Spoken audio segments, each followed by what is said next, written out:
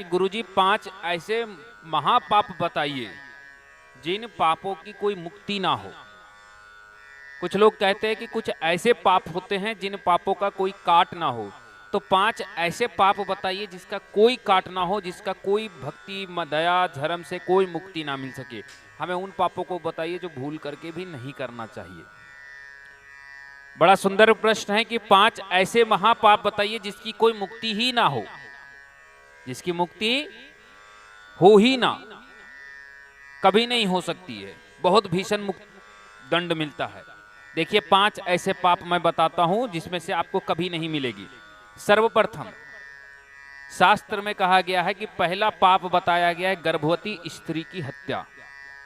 अगर गर्भवती स्त्री ही नहीं, गर्भवती जीव जंतु जैसे कोई आदमी भ्रूण हत्या करता है, इस पाप का कोई मुक्ति नहीं है। बहुत महिलाएं गर्भ में भ्रूण हत्या कर देती, चाहे वो बेटा हो या बेटी मार देती है।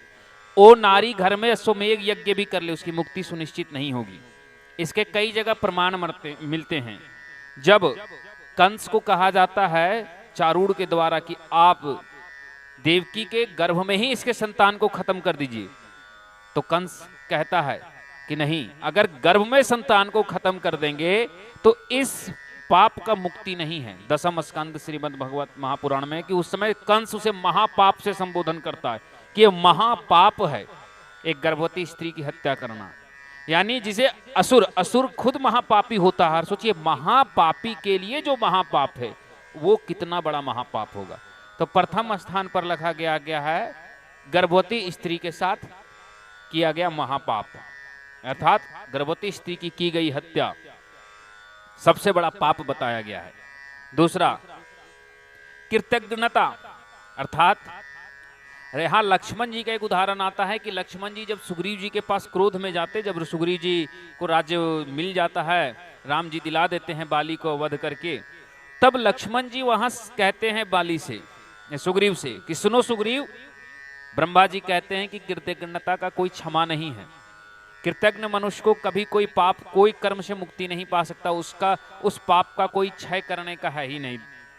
अर्थात अगर किसी ने आपसे मित्रता की या किसी ने आपके विश्वास पे आपकी सहायता की और बाद में आप पलट गए या उसके समय में आप उसकी सहायता नहीं करते हैं, कोई व्यक्ति आपके साथ समस्या में खड़ा रहता है और आप उसकी समस्या में भाग खड़े होते हैं, तो ऐसे कृतज्ञ मानव का भी कोई मुक्ति नहीं है। इस पाप का कोई काट नहीं, जब तक आपको इस पाप का दंड नहीं मिलता तब तक इसका कोई काट।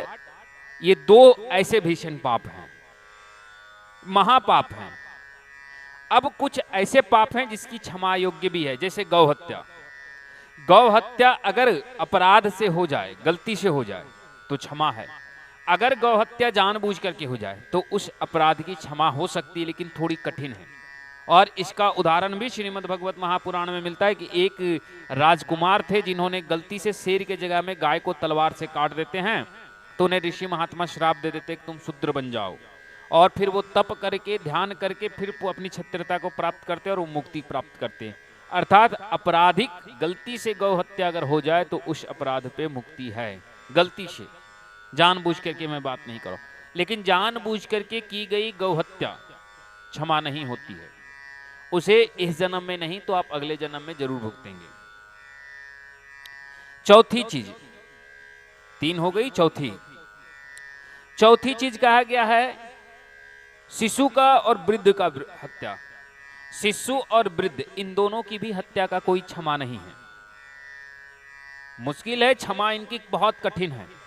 इसलिए शिशु का भी वध नहीं करना चाहिए और वृद्ध का भी वध नहीं करना चाहिए। इसीलिए आप शास्त्रों में पढ़ेंगे तो एक पंडित, वे कंस के कहने पर जब भगवान कृष्ण को मारना चाहते तो कृष्ण भगवान उसे विकलांग बना देते हैं। तब वहां पे शुक्राचार्य जैसे असुर गुरु लाकर के कहते कि हे रत्नाकर, तुमने सबसे बड़ा पाप किया, शिशु वध सबसे बड़ा पाप है, तुमने शिशु हत्या की है, इसलिए ये दंड को मैं भी नहीं टालूंगा। क्योंकि जिसको शिशु का वध करना चाहेगा, जो निर्मम शिशु को मारना चाहेगा, जो बच्चे को मारेगा, वो भी ब्राह्मण होकर के, उसको कभी भी क्षमा नहीं मिलेगी। इसीलिए शिशुओं का वध ब्राह्मणों और क्षत्रियों में खास करके किसी भी रूप से निषेध है। ब्राह्मणों को सबसे भीषण दंड मिलता है उसके बाद क्षत्रियों को, उसके बाद वैश्य को, सबसे कम दंड इसका शूद्र को है। चतुर्थ स्थान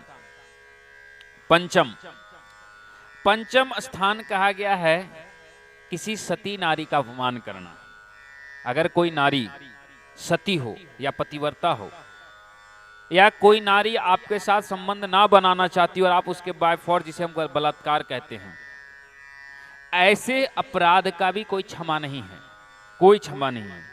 अगर पर स्त्री अपनी स्वेच्छा से किसी पुरुष के साथ संबंध बनाती तो वो दोनों को यमलोक में या अपराधों को दंड हो सकता है यज्ञ से, हवन से, या बाद में अगर मन में प्रायश्चित हो। लेकिन अगर किसी ने जबरदस्ती किसी स्त्री या पुरुष के साथ संबंध बनाया तो कहा जाता है उसकी अगली जो योनि का जन्म होता है वो चांडाल का होता है। शिशु का वध करने से मनुष्य विकलांग जन्म लेता है, अगला जन्म उसके यहां विकलांग होता है। उसके बाद ये 5 हत्याएं सबसे बड़ी अपराध बताई गई है। उसके बाद लोगों की भांति भांति विचार है, लेकिन मैंने ये तथ्य आपको ऐसे दिए जो उदाहरण के साथ हमारे पास है। अब कुछ लोग कहते हैं भक्तों का भी अपमान, तो देखिए भक्त 2 प्रकार के होते हैं। अगर रावण भी भक्त था तो रावण जैसे अगर नीच भक्त को हम आज भी पुतला जलाते हैं तो इसका ये अर्थ नहीं है कि हम अपमान कर रहे हैं तो हम नरक के भागीदारी में जलाते हैं ना। तो भक्ति, अगर कोई कह रहा है कि नहीं भक्त को अपमानित नहीं करना चाहिए, भक्त को अपमानित करना मारने से आपको ऐसा होता है, ऐसा नहीं है। भक्त किस गुण का है, हमारे यहाँ गुण की पूजा होती, भक्ति की नहीं। आप भगवान के कितने बड़े भक्त, इससे कोई महत्व नहीं। हमारे यहाँ राम और रावण दोनों शिव भक्त थे, भक्त तो दोनों के शिव के ही थे, पर बड़ा भक्त कौन था? रावण। पर पूजा कितने रावण को करते हैं? नहीं ना करते हैं। तो हमारे यहाँ पूजा भक्ति की होती ही नहीं है, भक्त के गुणों की होती है। तो गुणवान भक्त रहेगा उसके साथ सब अच्छा करेगा, पापी रहेगा तो उसको पीटेगा। तो इसमें कोई लेना देना नहीं आप, ठीक है।